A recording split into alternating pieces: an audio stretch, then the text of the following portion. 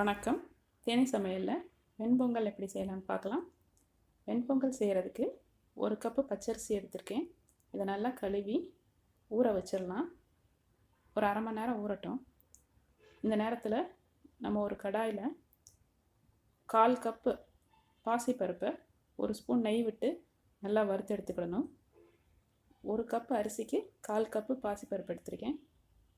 இதை வாசம் வர வரையும் வறுத்துட்டு இதையும் அரிசியோடு சேர்த்து ஊற வச்சிடணும்.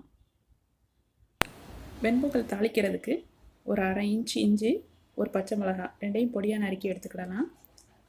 1/2 ஸ்பூன் மிளகு, 1/2 ஸ்பூன் சீரகம். இதை அப்படியே போடலாம், இல்லைன்னா 1க்கு 2 உடச்சி வச்சுக்கிடலாம். 2 டேபிள் ஸ்பூன் நெய் எடுத்திருக்கேன். இப்போ பருப்பு அரிசியும் சேர்த்து 1/4 கப்பு. அதனால் நான் இப்போ அதுக்கு 3 மடங்கு தண்ணி எடுத்துக்கிறேன். குலைவாக வேணும்னா நம்ம இன்னும் கொஞ்சம் கூட அதிகமாக தண்ணி எடுத்துக்கிடலாம். இப்போ தண்ணி நல்லா கொதி வந்ததும் அரிசியை இதில் சேர்த்துடணும், அரிசியும் பருப்பையும்.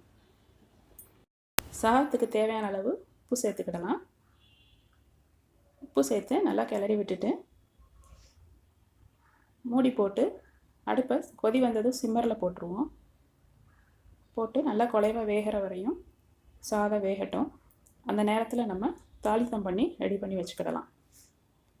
இப்போ ஒரு கடாயில் நம்ம எடுத்து வச்சுக்கிற 2 டேபிள் ஸ்பூன் நெய்யை விட்டுடலாம். நெய் சூடானதும் இஞ்சி, பச்சை மிளகாய் இது ரெண்டையும் முதல்ல போட்டு தாளிச்சிடணும். கொஞ்சம் கருவேப்பிலையும் சேர்த்துக்கிடலாம்.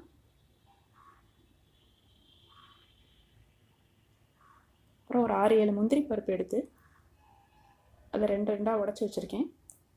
அதையும் அதில் சேர்த்துக்கிடலாம்.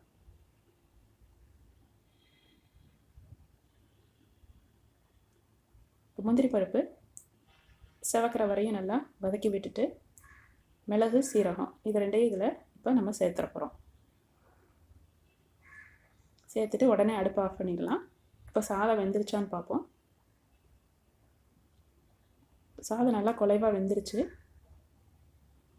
இப்போ நம்ம தாளித்தம் பண்ணி வச்சுருக்கிற அந்த மிளகு சீரகத்தை இதில் போட்டுடலாம்.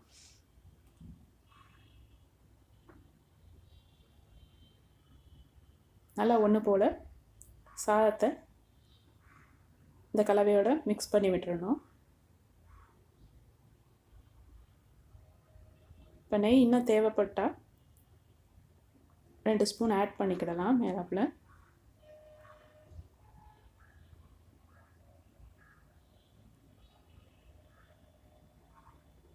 இதை நல்லா மிக்ஸ் பண்ணி விட்டுட்டு கொஞ்ச நேரம் வார்ம்லே மூடி போட்டு வச்சிடலாம். இப்போ வெண்பொங்கல் ரெடி ஆயிடுச்சு. நீங்களும் இதே மாதிரி வெண்பொங்கல் செஞ்சு பாருங்கள். உங்கள் கமெண்ட்ஸ் அனுப்புங்க. சேனலுக்கு சப்ஸ்கிரைப் பண்ணுங்கள். இந்த வீடியோ பிடிச்சிருந்தா ஷேர் பண்ணுங்கள், லைக் பண்ணுங்கள். தேங்க்யூ.